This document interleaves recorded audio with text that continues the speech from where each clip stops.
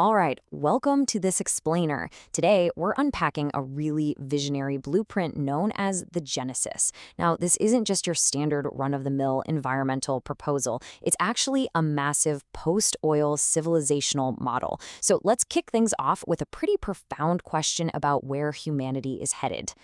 You know, for the last 100 years, oil has practically built the modern age. It powered our cities, our industries, whole nations, right? Generating just immense wealth by pulling it out from beneath the earth. But to really grasp the framework we're looking at today, we kind of have to ask the hard question. What happens when a civilization that is entirely built on extraction has to face tomorrow? When that oil age inevitably fades, what exactly will remain for the children of the desert? Section 1. Life after the oil age, shifting the economic paradigm. So, the core philosophy of the Genesis represents a total paradigm shift. Think about it. The old economy was based purely on extracting finite wealth, like oil from deep underground. Once it's gone, it's gone. But this proposed new economy, it's all about regenerating living wealth above the earth. We're talking about living soil, thriving forests, huge amounts of biomass. It's literally shifting the entire model from just taking to actually rebuilding. Moving on to Section 2, the Genesis platform explained, beyond tree planting. Now, the founder of this blueprint, who goes by Mr.Nine, is super clear that this cannot just be dismissed as standard environmentalism. It is not some simple carbon credit scheme. It's definitely not just a biochar facility or a typical agricultural farm. And, absolutely crucial here, it is not a sunk-cost climate charity where money just gets poured into a black hole.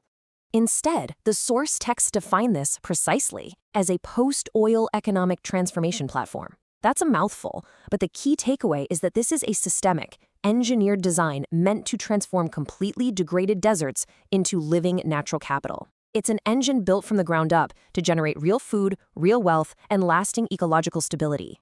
And all of this culminates in a much higher conceptual goal, which the texts refer to as Sri Araya. This isn't just some organization, it's a full-blown civilizational vision.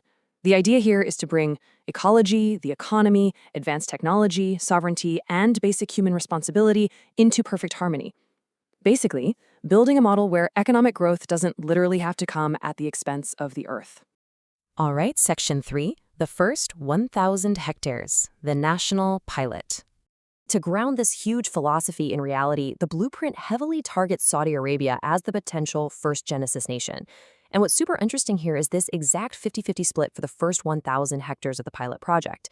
You've got 500 hectares dedicated to the Oasis, which focuses on carbon and biomass, and another 500 hectares for desert to agriculture, focusing on soil and food. They're essentially testing two distinct massive capabilities right alongside each other.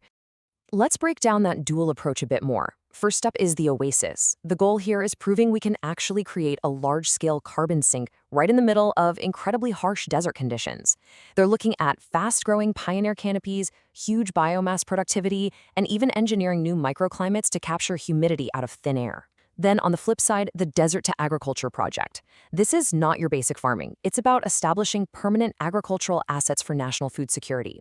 It focuses on literally rebuilding soil structures from absolute scratch, using biochar and developing complex mycorrhizal networks, those underground fungal webs that allow plant life to thrive, all so they can safely produce food. Now, you might be wondering, how on earth do they plan to actually execute this? Well, the crucial point is that this deployment relies heavily on proprietary technology. We're talking about the founders' specially engineered fast-growing pioneer tree species and advanced ecological restoration tech.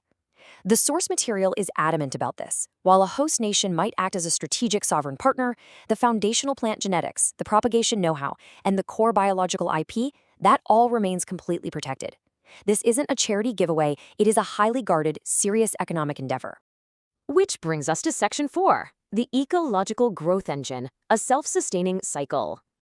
The framework maps out this brilliant positive feedback loop where the ecosystem literally generates the resources it needs to fund its own expansion.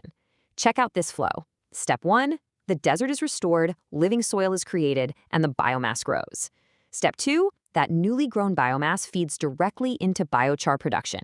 Step 3, that biochar is then used to radically improve the soil fertility. And finally, Step 4, as that soil gets richer, massive natural capital value emerges. You get more biomass, more food, way more carbon sequestered, and the revenue from all these assets actually finances the next expansion. It's like a perpetual motion machine for nature. And while things like carbon trading and green bonds are really important financial engines to get the whole thing off the ground, the ultimate endgame here is the creation of multi-layered, sovereign natural capital. We are talking about genuine soil capital, water capital, food, and biodiversity capital. It's building an entire diversified portfolio of national assets, completely generated from what was once just barren sand. Ultimately, this whole thing aims to forge a massive new post-oil economic corridor. But this wouldn't just be your conventional trade route. It's envisioned as an expansive transcontinental corridor, connecting the Middle East directly to Asia and Africa, linking up green finance, food systems, and cutting-edge ecotech. The sources even point out that once the platform is firmly established, it could potentially bring in heavy-hitting nations like China down the line for large-scale engineering, manufacturing, and industrial deployment. The sheer scale of what's being proposed here is absolutely staggering. Finally, let's look at Section 5, a sovereign natural legacy, 100 years from now. The source text envisions this really profound scene, looking exactly 100 years into the future. Imagine a child walking through a lush, green, food-producing landscape in a place where there was once literally only heat, dust, and silence. And somewhere in that beautifully restored ecosystem, there stands a simple, modest statue of the founder, bearing only these words, "Mr.Nine, our small potato." I think this beautifully illustrates that the founder isn't out here seeking a massive, flashy monument to his ego. It's a powerful reminder that an immense, multi-generational impact can stem from just planting a single, humble seed. He didn't claim greatness, he just wanted to plant the beginning. Which leaves us with a really profound question about the future of our global economies. Can a civilization built entirely on extraction actually become a civilization built on regeneration? The genesis is a pretty bold argument that yes, we absolutely can move from just extracting the Earth's wealth to regenerating it before it's too late. Thank you so much for joining me for this explainer. Look around you today and ask yourself, what seeds are we planting right now for the desert's children?